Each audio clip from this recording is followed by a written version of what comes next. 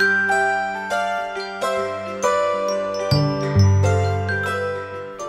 and welcome everybody to the next YouTube artist collaboration video.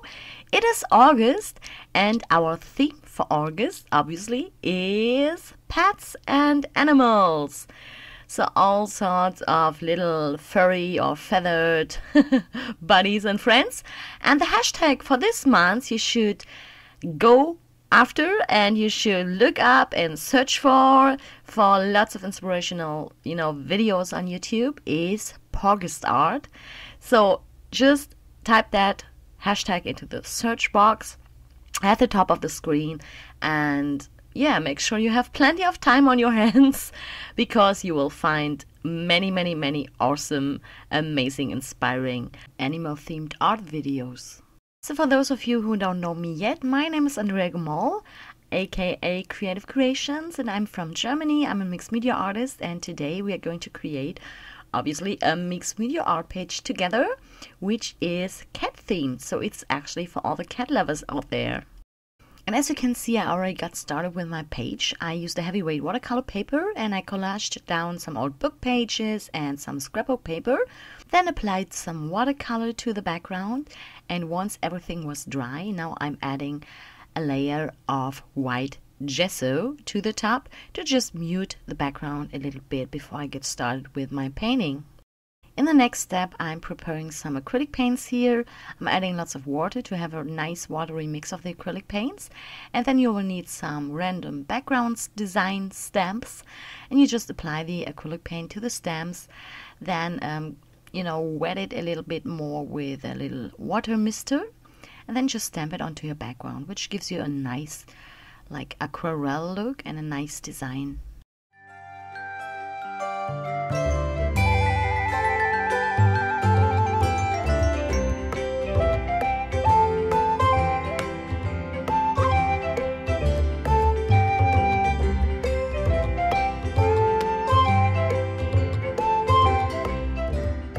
So once the background has dried, I'm using my white gesso again to slightly trace in like two hearts, which I kind of want to be part of the background design. So actually it's like a connection piece between the main focal point image that I'm going to add later and the background. So I'm just sketching that in with my pencil and with some white gesso, just a very thin layer of gesso, so I see where, the direction I'm heading into, before I get started to use acrylic paints, colored acrylic paints like this magenta and a turquoise and some white to fill in those hearts.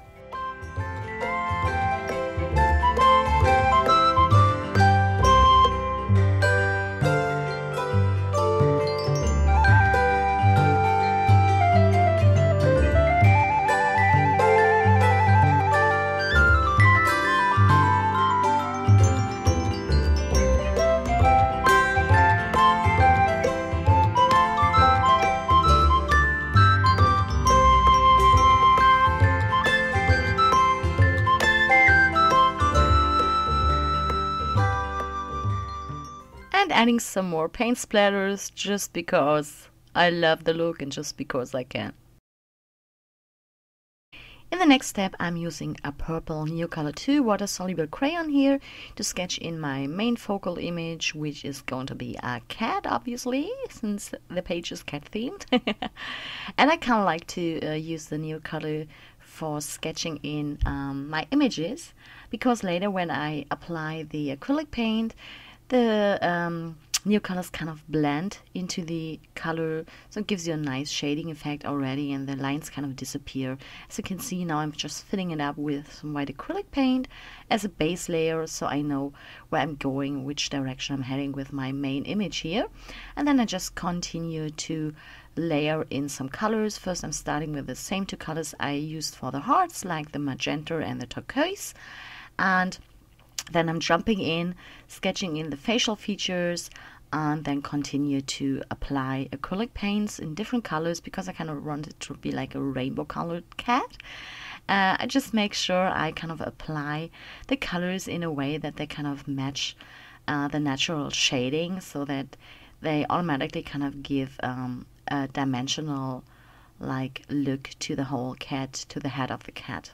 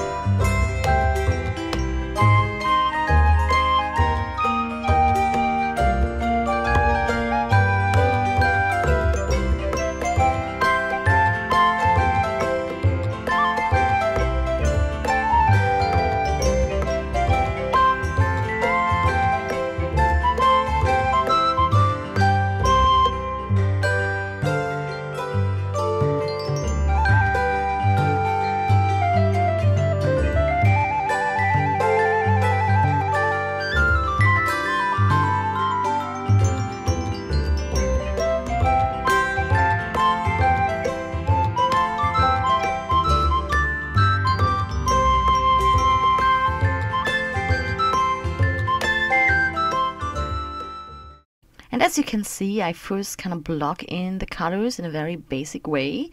And once I've blocked in all the colors, I start to blend them into each other so that I get a nice gradient effect here.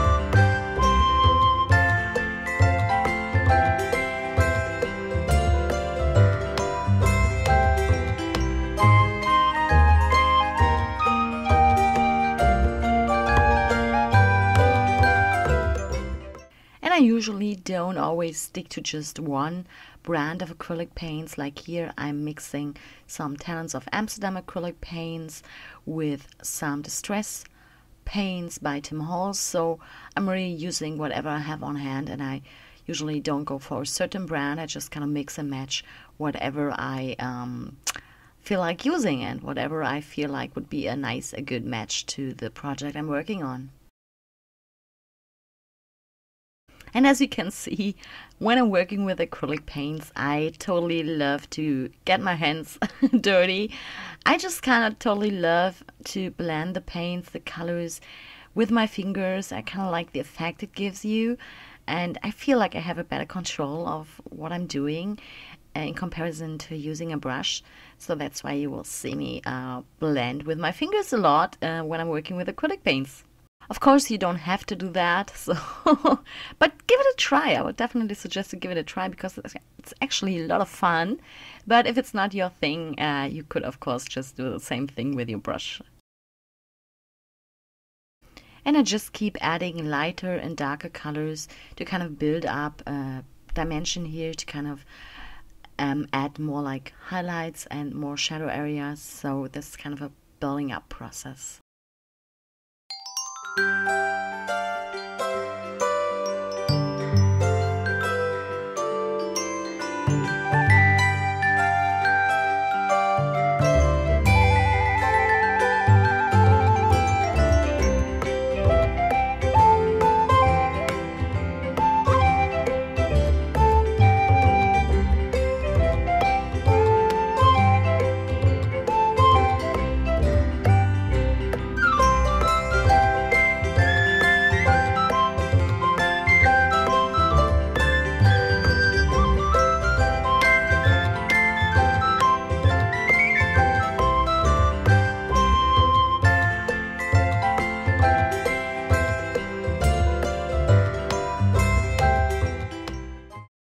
Next, I'm using my Faber-Castell Stampers Big Brush pen here. This is a black one to fill in the little pupil, and I'm also going to use this for some shading and for adding the shadow areas. As you can see on a acrylic paint surface, they blend very nicely, so I just apply a thin line with the marker and then I'm blending it with my finger. So this gives you a nice soft shadow.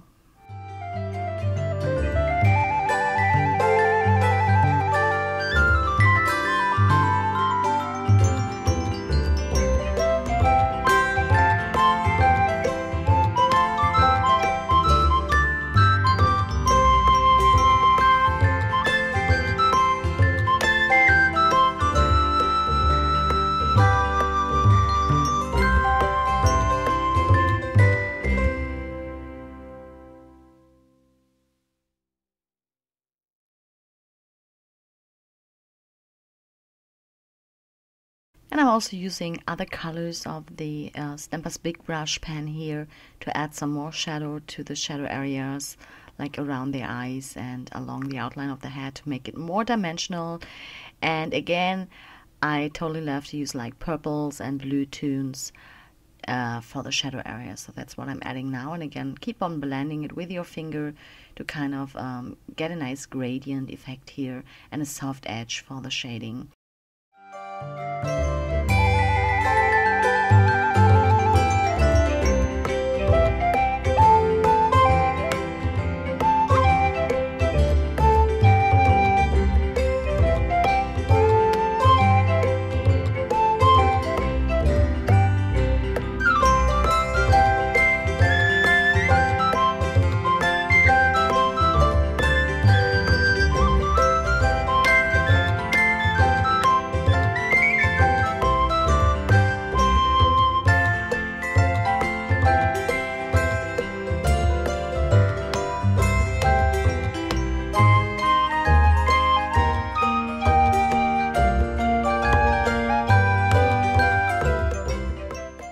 In the next step, I'm using my black Uniball Eye rollerball pen here, the fine tip waterproof one, for some line work.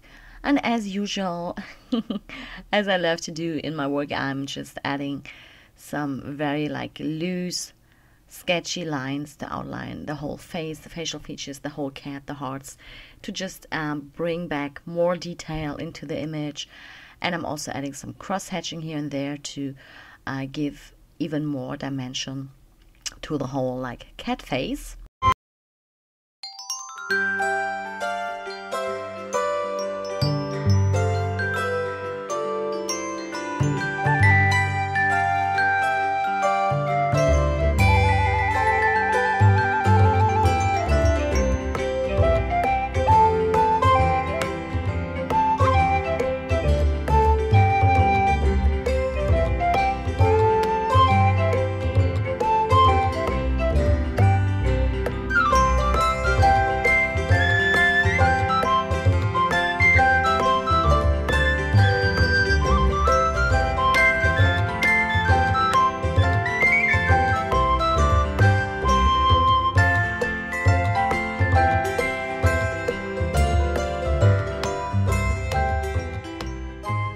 And to kind of connect the main focal point images and the background a little better, you know, to kind of bring it back together. I'm using the same technique I used before. This time I'm using the dilutions acrylic paints here to apply them to my background stamp, and I'm just kind of adding this design to my page, making sure to overlap the main image in some areas to kind of connect the foreground and the background. And now I'm adding some highlights into the eyes, top of the nose, a little bit at the forehead, to the nose, to the ears. So wherever I kind of want some more white to show, I'm using my white Sharpie paint marker to put in those like final highlights.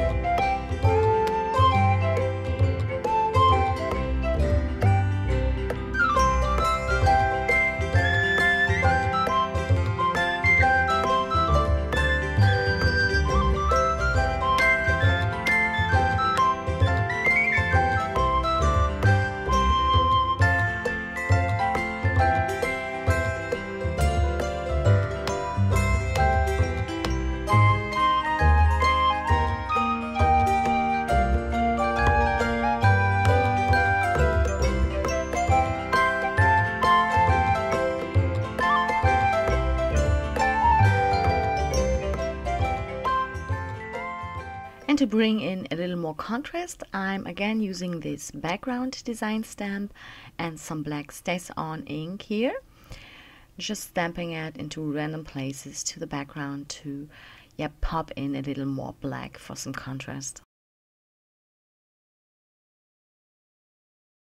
To add some words to my piece of art, I just printed a little quote about cats, which I cut into those little paper strips and then just inked them along the edges with a little Primo Marketing chalk ink pad. And I'm just collaging them down with some heavyweight gel medium onto the background. And next, we're still kind of lacking some texture here, so I'm using some white texture paste and this Tim Holtz stencil here to just bring in a little texture, a little more haptical feeling into the piece, which I, my work, totally love. It's just, for me, it's just a nice finishing touch to add some texture and some dimension to the piece. And another thing that is so me is to add some black paint splatters. And that's what you see me doing right now. I'm just using some watered down watercolor. Finishing it off with some white doodles here and there and some white paint splatters with my Sharpie paint marker. And the nose kind of was a little too dull for me, so I'm just using the Sig Clean Color Real Brush pen to add a little more color to the nose and to the eyes. And nothing is finished without a little bit of bling, right? So I'm using the Imagination Craft Sparkle Medium here, the gold colored one, and a Faber-Castell cardstock stencil to just add that final touch, that little bit of bling and glitter and glimmer to my piece. Yeah, and that is it. We're done. The piece is finished. I totally hope you enjoyed the process. I totally hope you enjoyed watching me create this little mixed media project. And again, make sure to check out the hashtag pawgustart to find many, many, many more inspiring pet and animal themed art videos for this month. For a supply list and detailed shots of this project, you might want to check out my blog. And if you're interested in detailed instructions on how to create beautiful mixed media and watercolor pieces with our furry friends, then you might want to check out my new online class, which will start in the beginning of October and which is open for sign up now, that very minute actually. So you might want to check out that on my blog as well if you're interested in that. So thank you so much for watching, and yes, see you again next time. Bye bye.